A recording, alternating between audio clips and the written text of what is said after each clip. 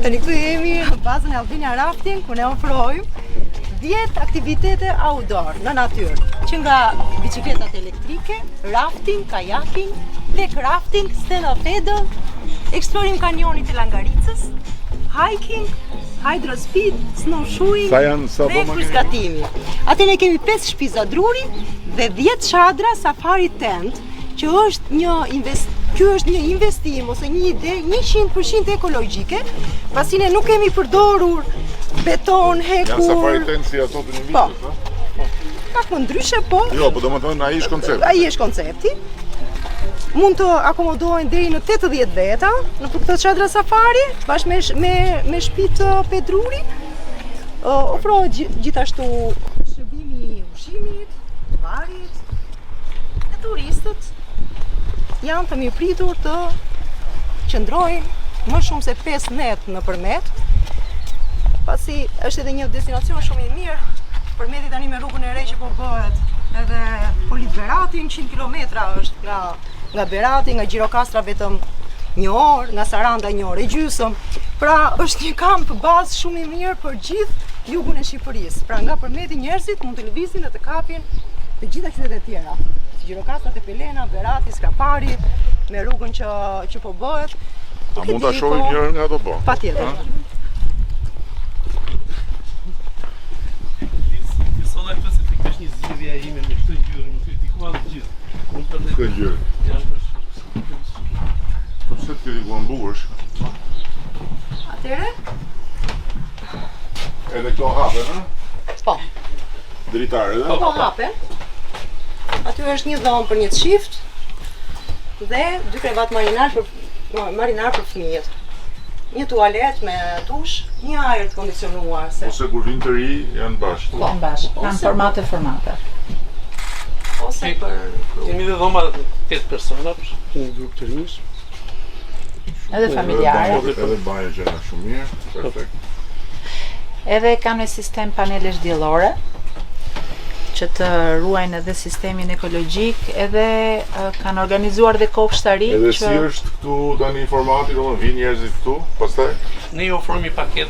Bëjmë pak reklam pra. Ju ofrojmë një paket 6 ditore. Mundohemi të mbajmë këtu. Përmet. Është një kamp po bazë, si quajmë, dhe nga këtu startojnë gjithë aktivitetet e tjera. Nga këtu kapim edhe kanionin e Skraparit, që është gati 1 orë. Dhe bëjnë rafting ta gjithë. Bëjnë dhe atje dhe kthehen prapë këtu në përmet. Se qëllimi është që të qëndrojnë, turistët e kanë bezdikur marrin bagazhin që shkojnë në një. Qëndrojnë po. Ju i keni të rezervuar. Po, ne kemi të rezervuar. Disa tjetër e rëndësishme është që përdoret gjithë ekonomia e zonës, pra produktet e zonës, gjithçka.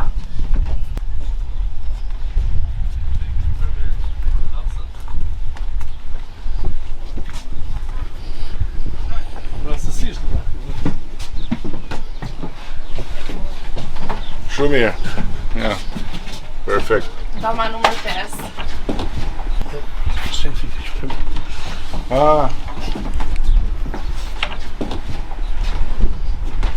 Bukur që ajo. Që nga tjetër që pas keni... Po, kemi lënë të hapur.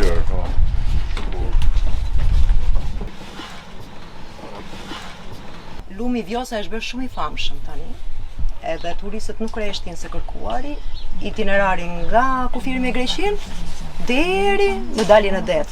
Por pjesa më e bukur dhe më interesante është nga kufiri me Greqin deri në Tepelen, në urën e Dragotit, se pastaj hapet, nuk është shumë interesante, nuk është e gjelbëruar. S'është interesante për ato aventurat tuaja, por për njerëzit normal si puna ime interesante është dhe për të shavash. Biles, kemi blerë çadra kampingu, sepse ata duan të qëndrojnë buzlumit, nuk duan të lëvizin. Ne ju presim të vëjmë në rafting. Sa bëhet në total njerëz që vinë në total për rafting? Atë është vitin e shkuar, u bë një llogari që shikoj gjithkohë, se tani janë rreth 14 kompani që bëjmë rafting vetëm në Vjosë. Dhe këtë vit ne kemi trajnuar rreth 35 të tjerë që edhe ata do lançohen, do kenë produktin e tyre. Domethënë vjet ishte një mesatare që shkonte me fjalë minimumi 600-700 persona në vit, për shembull të gjitha kompanitë. Pse dini nash? Sepse janë dhe kompanitë lokale që janë të kulturës, të përmetit, plus në dyshimit bënim ne Dhe kur u bë kampionati i raftingut para disa javësh, dhe erdhën nga çunat e Drinit Bar. Po flasim vetëm për Vjosën, ndërkohë sot që flasim kemi në Drin, në Shkumbin, në Osum, në Vjos, në Bistric. Bistrica ka një gjë të bukur që ka ujë dhe të lë mundësi për shembull që nuk është si shteron në Sumi për shembull. Dhe ajo është me pak ndërhyrje bëhet në një nivel më të vështirë të lundrimit dhe tërheq pa masë. Edhe në Drino? Në Drino Bistrica, Drini shteron korrisht fillon ulë. Jo Drini ma, Drino, si në Gjirokastër. Ne bëjmë pak rafting, është një kajak si tip kajaku vogël, që është i lehtë, bëjmë bëndshmën edhe atë. Deri në maj ka ujë ministre Drinosi, edhe bëndshëm. Sepse ne kërkojmë që në fluksin kur është korrik gusht, që ka më shumë turistë, ne atëherë duam që është kërkesa më e madhe që ne të kemi mundësi të lundrojmë. Përveç Vjosës dhe Drinit Zi nuk tje pasi tjetër mundësi një lumë tjetër që të bësh. Dhe Bistrica deri diku. Po Bistrica ka këtë problemet sepse nuk është të fal shumë adrenalinë, është një lumë me kanal që e kam bërë. Dhe ne mundohemi ta servirim bukur dhe të tërheqim më shumë interes turistët. Janë 500 metrat e fundit janë kanion te kanali i Çukës. Te ajo kanali i Çukës ne mendojmë që po të bëhet një park aventur, më fal, brenda në kanion, ajo pjesë e vogël, ajo del fantastike, quhet Canyon Park. Këto është një zgjidhje shumë e mirë zoti kryeminist, sepse këto nuk dëmtojnë. Unë mendoj që edhe nëpër zonat e mbrojtura të futit ky lloj ndërtimi, sepse ky është i gjithë portativ, nuk ka asnjë. Nuk ka themele fare. Janë ca kunja zamull. Kunja druri, janë rreth 100 kunja druri që ne i futëm fort në Falbërvari dhe ndërtohet gjithë platforma. Ky është një standard europian sepse është një kompani hollandeze që i provon këto. Ne atje i morëm, dhe ata i kishin gjithë votën dhe po thuajmë me modë nuk tregojmë pak më des, por në nivelin që ne kemi bërë ne këto. Edhe këto pjesë këtyre janë karikët Jo, këtu ishim e kemi bërë ne këtu. Dhe ata e kanë parë këtë prodhimin tonë që ne kemi ndërhyrë te këto dhe kanë thënë që është një nga më të mirët në gjithë tregun që ata kanë ndarë. Është fantastike sepse ne synuam që të kapim dhe kualitetin, cilësinë e mirë. Tani na takon vetëm të punojmë, të kemi forca. Kjo është. Unë këtë desha t'ju tregoja pak më përpara që ne kemi filluar në lumë. Nuk ishim, si të thuash, atje zhvisheshim, atje vishe, pastaj filluam me ca kontinierë aty, pastaj filluam ca dhoma tjera duri, tani kaluam. Ai që ka dëshirë që të punoj, ai arrin. Ne kemi punuar fort, besojmë dhe tani është them që nuk na ndal askush, do ecim. Do ecim sepse Shqipëria ka hyrë. Është një periudhë e artë tani. Dhe gjithë zona fantastike dhe ju për shkak që keni ngritur standardin në nivelin. Sepse vitet e fundit Shqipërinë e keni zhvilluar jashtëzakonisht shumë dhe na keni bërë krenar që jemi shqiptar dhe kudo që vemi që të mburemi. Dhe kjo është faliosh. Apo ti merr vetëm të ardhurat që Jo, edhe unë patjetër me frymëzimin e familjes time, me frymëzimin tuaj si kryeministri që flisin për Shqipërinë, që po e zhvilloni, me motivoni që të punoj akoma më shumë, të qëndroj në vendin tim dhe ta zhvilloj. Unë këtu menaxhoj, merr me menaxhimin e stafit, me menaxhimin e rezervimeve të turistëve.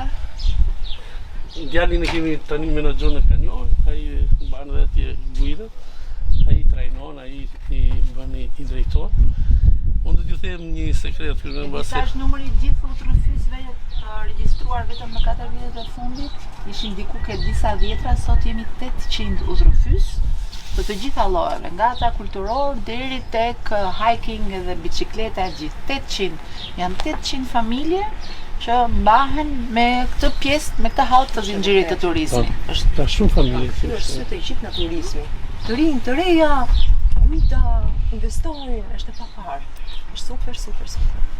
Të tregoj diçka zoti kryeminist që mbase për ju për shkakun nuk e keni marrë, por për ne ka shumë, domethënë kur juve publikoni ndonjë video, foto nga aktivitetet tona, nuk e ke idenë sa na motivonte për shkakun.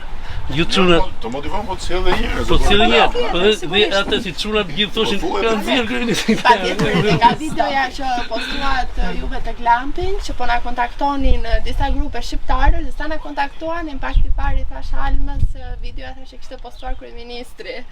Duan të kontaktoni dhe deshën të vinin grupe studentësh. Ku do ti marrin vesh ku? Thuajeni mua. Në për këto pocaqi ekrane që nuk di domethënë në çfarë merren, apo në portale që merren edhe me pislëk, ku do t'i marrë vesh? Ku i marrë vesh? Është vërtet.